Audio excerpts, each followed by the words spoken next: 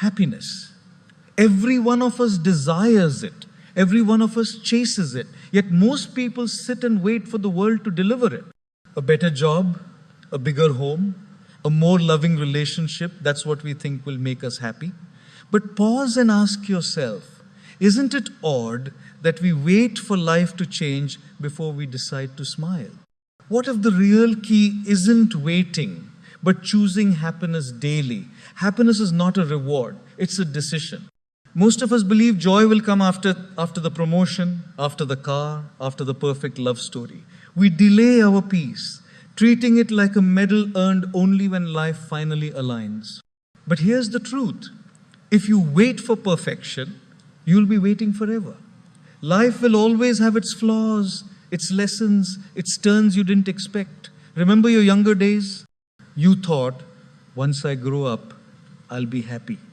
Then it became, once I finish school, once I get a job, once I get married, once I retire. The cycle never ends. Happiness keeps retreating like the horizon. The closer you walk, the farther it goes. The problem isn't that happiness is missing. It's that we've placed it on the wrong side of when. Happiness was never meant to follow life. It was meant to lead it. Picture this. Two people face the same challenge. One loses his job and sinks into despair. The other loses his job and says, maybe this is my chance to begin again. The same event, two responses. One chooses suffering, the other chooses growth. Every morning, life hands you the same choice. It whispers, will you focus on problems or possibilities? On complaints or gratitude? Will you wait for joy or will you create it? Sadly, most of us surrender that choice. If life goes our way, we smile. If it doesn't, we crumble. But that's giving away the steering wheel of your peace. Why let your emotions depend on the weather, traffic, or someone's mood? Why should your joy be owned by circumstances when it could belong to you? Real power begins when you realize, I can choose. Even if someone is rude, I can choose patience. Even if my health falters, I can choose gratitude for what still works. Even if I'm betrayed, I can choose forgiveness and set my heart free. Happiness isn't about pretending there's no pain. It's about refusing to let pain take control. It's not about wearing a fake smile. It's about seeing that behind every storm, sunlight still exists. So stop waiting for happiness to arrive someday. Choose it now with what you have, where you are, as you are. Because the day you stop waiting and start choosing, you stop being a victim of life and become the creator of it. And if you're wondering where to start with gratitude. We live in a world where the mind always hunts for what's missing instead of what's present. You may have 10 blessings, but your mind will obsess over the one thing that's not perfect. You may have food to eat, a roof to rest under. People who care, yet one unmet expectation can make all of it fade. That's how the mind tricks us into unhappiness. Gratitude, however, is the antidote, the reset button. When you pause to count what's good, everything shifts. Think of two people waking up to the same morning. One sighs, why is life so hard? The other smiles, thank you, I'm alive, I can breathe, walk, see. The world didn't change, only the attitude did. Which life feels lighter? Gratitude doesn't ignore pain. It remembers that even in the middle of it, gifts still remain. Imagine standing in the rain. You can say, this is miserable, my clothes are soaked. Or you can say, thank God for the rain that feeds the earth. The rain didn't change, the mind did. Gratitude doesn't change the situation, it changes your vision of it.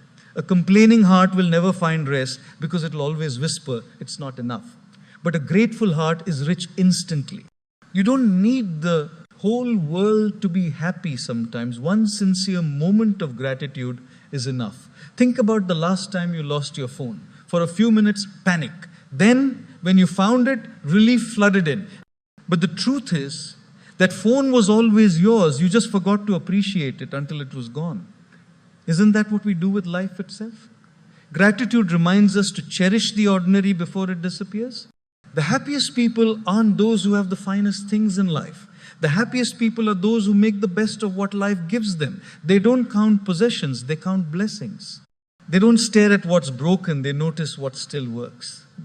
Gratitude isn't just a thought, it's an attitude that turns ordinary moments into remarkable ones. A simple meal becomes a celebration when flavored with gratitude. A small house turns into a palace when filled with grateful hearts. Even a hard life becomes gentle when gratitude lives within. So, if you truly seek happiness, don't run after achievements or possessions. Begin with gratitude. Before you sleep tonight, close your eyes and name 3 things you're thankful for. Maybe a stranger's smile or your family's love. Do this every day and you will witness a quiet miracle. Your heart will slowly learn to focus on what's abundant, not what's absent. And when you start seeing abundance, happiness will no longer be something you chase, it will become something you live. Most people believe a smile should come only when something pleasant happens, when life gives us reasons, when someone treats us kindly, or when success finally arrives. But if you wait for the world to make you smile, you may spend most of your life without one. A smile isn't only a sign of happiness, it's a creator of happiness. It's not just a result, it's a discipline. Science shows that even a forced smile releases dopamine, serotonin, and endorphins, the brain's happiness chemicals. Your body can trick your mind into feeling better. Sometimes the act comes before the emotion. Just like exercise, you may not feel like moving, but once you start, energy follows. The same with smiling. You may not feel joyful, but when you lift your lips upward, joy begins to rise. Children know this naturally. They smile hundreds of times a day at a butterfly, a balloon, a silly joke, or for no reason at all. That's why their faces glow. But as we grow, life teaches us to frown, to complain, to carry burdens, and to smile less. We tell ourselves, I'll smile when things get better. But things don't get better on their own. We must bring the smile back, not as a reaction, but as a practice. There's a story of a man who lived a difficult life, yet always smiled. Someone once asked, how do you smile through so many problems? He replied, because problems will always exist. If I stop smiling, I lose twice, once to the problem and again to my sadness. That is wisdom. Smiling doesn't remove challenges, but it strengthens you to face them. A smile also carries magic. It's contagious. When you smile at someone, they often smile back. That one small gesture can lift a mood, offer hope, or remind someone that kindness still exists. You never know whose day your smile might brighten. Now, does this mean you must fake smiles or suppress feelings? Not at all. It means you practice smiling as a choice, as a gentle anchor. Even on hard days, find one reason, however small, to smile. Even in stress, offer someone else warmth through your smile. It's not about pretending life is perfect. It's about refusing to let imperfections steal your light. So tomorrow morning, when you wake up, don't wait for a reason. Look in the mirror and smile, not because everything is flawless, but because you are alive, blessed, and given another chance. A smile isn't a reward, it's a discipline. Make it a habit.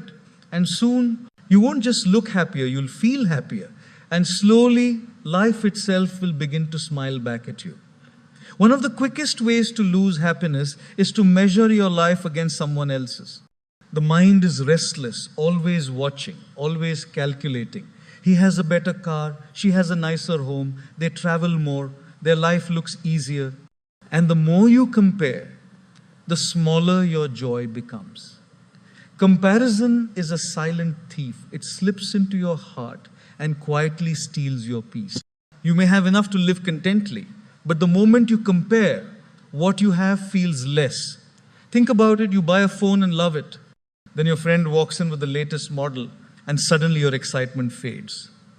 Did your phone stop working? Did it lose value? No, it's the same phone, only your perception changed.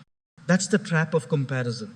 It blinds you from enjoying what's already yours. There's a saying, when you compare, you despair. And it's true. No matter how much you achieve, someone will always have more money, more comfort, more talent. Even the richest and most admired sometimes feel insecure when they compare. Comparison never ends. It continues endlessly, robbing you of contentment.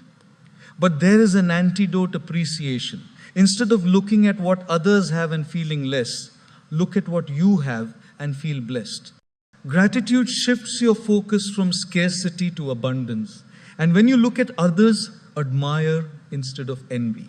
If someone has talent, appreciate it. If someone succeeds, celebrate them. If someone is ahead, let it inspire you, not poison you, because appreciation multiplies happiness while comparison divides it. Picture two people watching the same sunset. One says, "It's beautiful." The other says, "It's not as nice as the one I saw before." Same sunset, different hearts. The first chose appreciation, the second chose comparison. Who do you think goes home happier? It's not the size of what you have that defines happiness. It's the size of your appreciation. Try this simple practice. Whenever you catch yourself comparing, pause and ask, can I shift my focus from what they have to what I have? Can I turn jealousy into inspiration? Can I turn complaint into gratitude? With time, your mind will rewire itself. You'll start seeing beauty where you once saw lack. You'll admire others without losing your peace. Remember, no two lives are the same. A fish doesn't compete with a bird. A tree doesn't envy a flower. Each has its own role, its own rhythm, its own worth. The moment you stop comparing, you allow yourself to simply be. And when you simply be, happiness flows naturally. So stop scrolling through life with a measuring tape in your hand. Put it down. Look around. Look within. Appreciate the small victories, the simple moments, the everyday blessings. Because when you stop comparing and start appreciating, life stops being a competition and becomes a celebration. There's a quiet kind of joy that no achievement, no possession, no applause can match the joy of helping someone without expecting anything in return. When you serve others, you lift not only their hearts but your own. Service is the purest form of connection because it's not driven by ego, but by compassion, the simple wish to ease another's burden. Think about it. When you make someone smile, don't you feel lighter yourself? When you comfort a friend, doesn't your own heart heal a little too? That's the secret. The more you give, the more fulfilled you become. Because true happiness doesn't come from accumulation, it comes from contribution. You don't need great wealth to serve. You don't need a title or a stage or a plan. Sometimes a kind word, a patient ear, a small act of understanding is enough to change someone's day or even their life. The smallest kindness can echo louder than the grandest success. We live in a world where people are busy chasing recognition, but serving others quietly is the highest recognition of all because it's not about being seen. It's about seeing others. And in seeing their pain, you awaken compassion within yourself. That compassion is what softens the heart and strengthens the soul. There's a story of a candle that lights another candle. The first doesn't lose its flame, it multiplies it. That's exactly what happens when you serve. Your light grows brighter by lighting another's path. When life feels meaningless, serve. When your heart feels heavy, serve. When you don't know what to do next, serve. Because service shifts the focus from why me to how can I help? And that shift turns pain into purpose. You see, joy that depends only on personal success is fragile. But joy that comes from uplifting others is unshakable. Even in your darkest days, you can bring light to someone else. And that light, sooner or later, finds its way back to you. So don't wait for a perfect moment to make a difference. Start small, smile at a stranger, share your time, lend your strength. You may not change the whole world, but you will change someone's world, and that is enough. Because in the end, happiness doesn't come from what we keep, it blossoms from what we give away. One of the greatest illusions in life is the belief that we can control everything. We plan, we predict, we push, and when things don't unfold as expected, we suffer. We call it failure, bad luck, or injustice. But in truth, it's just life doing what life does, changing. We try to shape every outcome, hold every thread, manage every detail. Yet the more we cling, the more life slips through our fingers. Control may give a sense of safety, but it often steals our peace. Because the tighter you hold on, the more fragile your happiness becomes. Think of a river. It doesn't fight the rocks or resist the bends. It flows, trusting that every twist has a purpose. But we, unlike the river, want straight paths and clear skies. We forget that storms teach us strength and detours reveal new horizons. When we let go, we don't give up, we grow up. Letting go means accepting that some things belong to life's rhythm, not ours. It means realizing that you can't control the wind, but you can adjust your sail. It's the wisdom of surrender, not weakness, but deep understanding. Remember those moments when life didn't go as planned? Perhaps you lost something, or someone walked away, or a door you desperately wanted to open stayed shut. But later, didn't you see how those detours protected or redirected you? Sometimes what feels like rejection is actually redirection. Letting go is not about having no dreams. It's about trusting the timing of your dreams. It's about doing your best and leaving the rest to a higher order. Because when you stop controlling, you start allowing. And when you start allowing, peace finds space to enter. Imagine holding a butterfly in your hand. Grip it too tightly and you crush its wings. Hold it gently and it stays not because you forced it, but because it feels free. That's how life works too. Hold it lightly and it stays beautiful. So the next time things don't go your way, take a deep breath and remind yourself, I may not control everything, but I can control my response. And in that response lies your real power. Let go of the need to control every outcome. Trust the unfolding. Sometimes the best way to move forward is to stop fighting the flow and start flowing with faith. In the noise of the world, it's easy to forget why we began our journey in the first place. We chase goals that glitter, not realizing that many of them aren't truly ours. We run after what others applaud: status, success, validation, and somewhere along the way, we lose sight of our inner compass. Ask yourself, am I living by intention or by imitation? Am I following my heart's calling or the crowd's direction? Because if your goals aren't rooted in meaning, no amount of success will fill the emptiness that follows. True fulfillment doesn't come from reaching every goal, but from aligning your goals with who you truly are. The outer world measures success by what you achieve. The inner world measures it by what you become. You may win applause, but does your soul feel peace? You may reach the top, but do you feel at home there? These are the questions worth asking, not just once, but again and again as you grow and evolve. Your inner goal is not about having more. It's about becoming more kind, more aware, more grounded. The world may celebrate titles and trophies, but your heart celebrates truth and purpose. And when your outer actions serve your inner purpose, you no longer chase happiness, you live it. Think of an archer. If he aims at the wrong target, no matter how perfect the shot, he still misses the point. The same is true for life. If your aim is misaligned with your values, every victory will still feel hollow. So take a quiet moment each day to check your direction. Don't just ask, what am I chasing? Ask, why? Is this pursuit feeding my ego or nourishing my soul? Because the answer to that one question determines the quality of your peace. Mind your inner goal. Guard it like a sacred flame. Let it guide you when distractions call your name. And remember, success is not about running faster, it's about running in the right direction. When your outer progress matches your inner purpose, life stops feeling like a race and starts feeling like a journey. And that's when true happiness begins, not in the applause of the world, but in the quiet nod of your soul.